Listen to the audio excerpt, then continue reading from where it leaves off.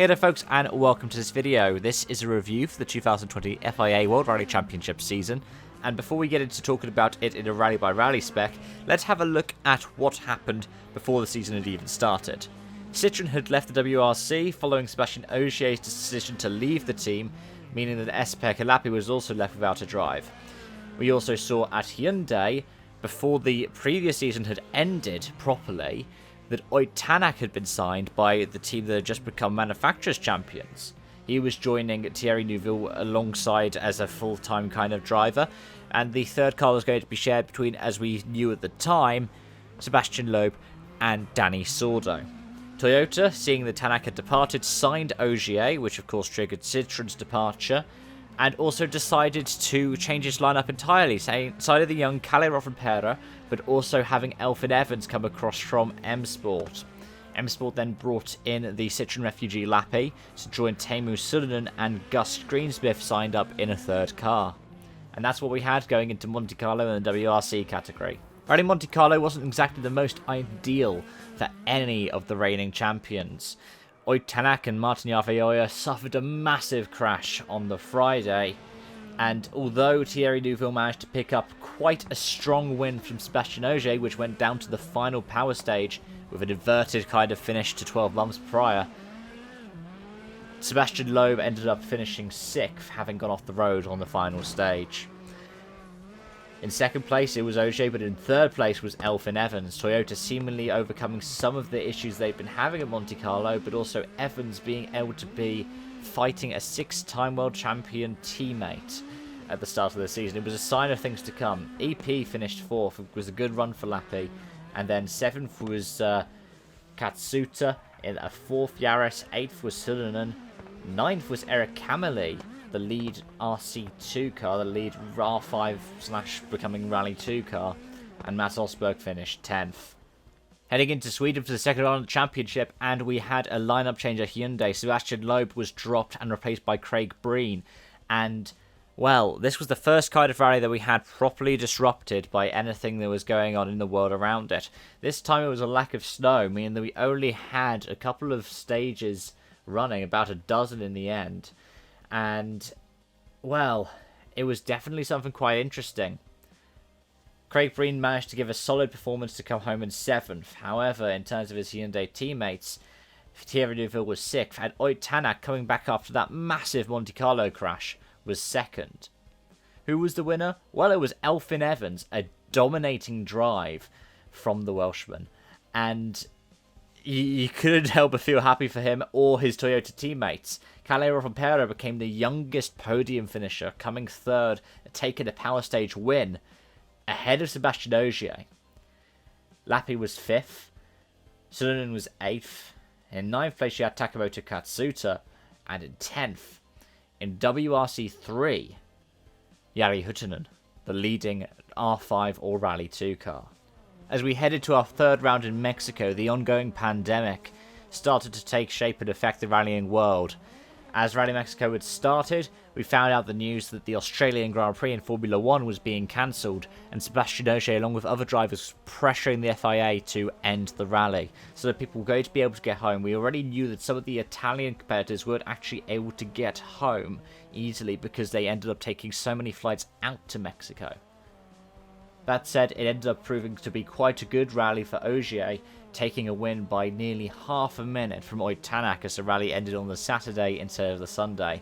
It was a commanding drive in the Yaris, but Tänak was still delivering a solid performance in that I-20. Teemu Sundinen had a strong 3rd place after teammate SP Kalapi had a very unfortunate fire consume his Fiesta WRC.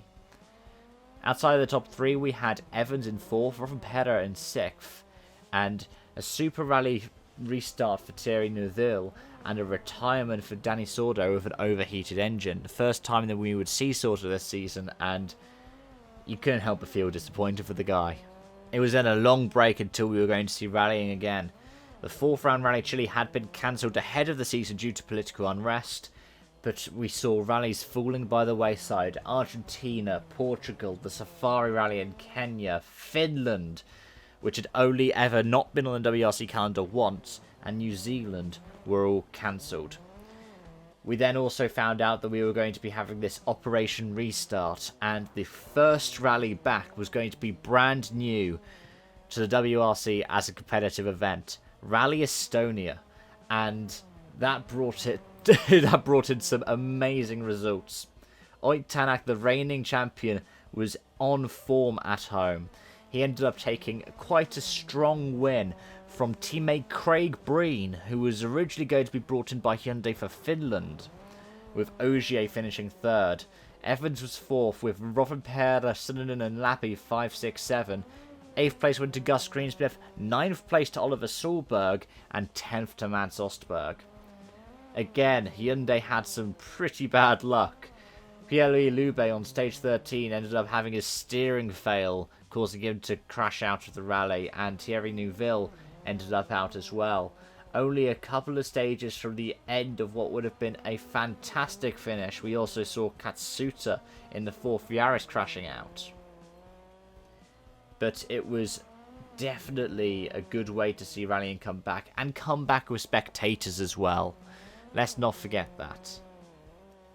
As we saw more rallies being cancelled, Germany, GB and the finale in Japan, we also heard that we would be seeing Rally IPA as a potential championship finale, as we were heading towards the likes of Rally Turkey. And in Turkey, it seemed like that title was almost decided. So many problems affecting championship contenders, really. Ogier with an engine failure with only a couple of stages left. We also saw more mechanical issues affecting Pierre-Louis Lube and Teemu Suninen. Lube taking the 4th Hyundai for the remainder of the season as part of a deal with the FFSA. Of course, we were meant to see Hayden Paddon in a 4th or 5th Hyundai at some events as well, though that never materialised. However, probably the biggest loser who managed to make it to the end of the rally because of the ongoing kinds of mechanical troubles was Ott Tänak. He super rallied and ended up finishing down in P17. Who was the winner from this? Well, it was car 33, Elfyn Evans yet again. Thierry Neuville picked up a strong 2nd place, and Sebastian Loeb, in what was his final rally for Hyundai, picked up 3rd. Rovanperä was a while back in 4th, with Greensmith 5th and Lappi 6th. The top 10 were rounded out by Kajtan Kajtanovic, Pontus Tiedemann, Adrian Formeau and Marco Bellaccio Wilkinson. It was definitely one of the best rallies you could have seen this season. As we headed into an October Rally Sardinia, we heard whispers that eventually got confirmed that IPA was not going to be run. However, we also got confirmation that the season finale would take place in Italy. Not Rally Sardinia, Rally Monza. Traditionally a rally show, it was going to have some stages that went off into the mountain regions as well. But first we had to look at this jumping in the dust rally.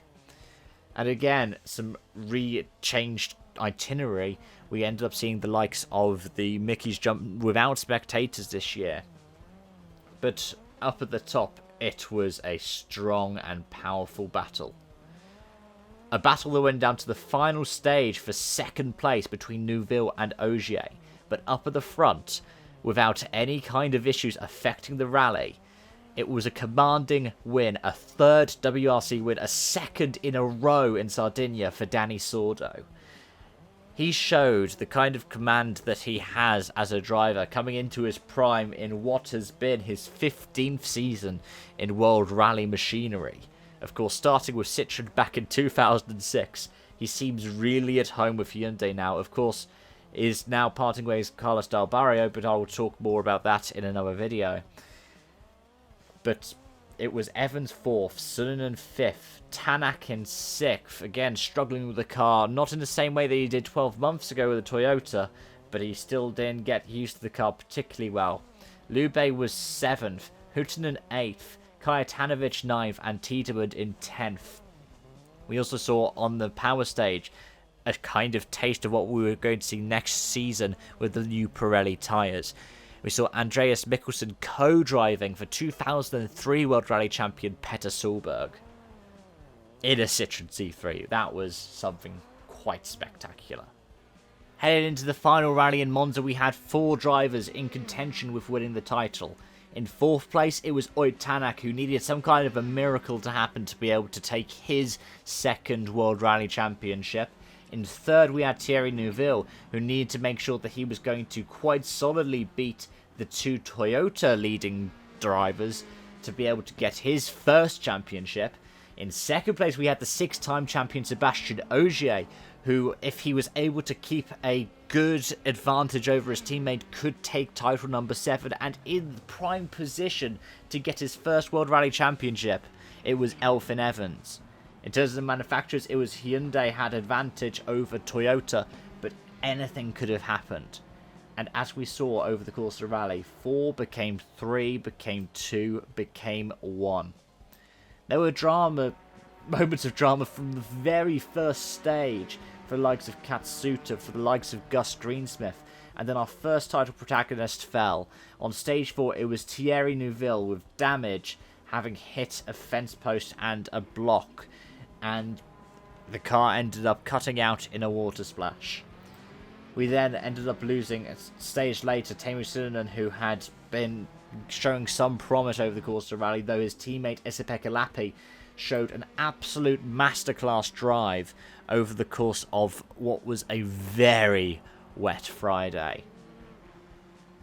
It then became 2, as Elfyn Evans slid off the road in snow-covered roads through the mountains on Saturday. This meant that it was going to be a returning face to the championship, provided that either Tanak or Ogier made it to the end.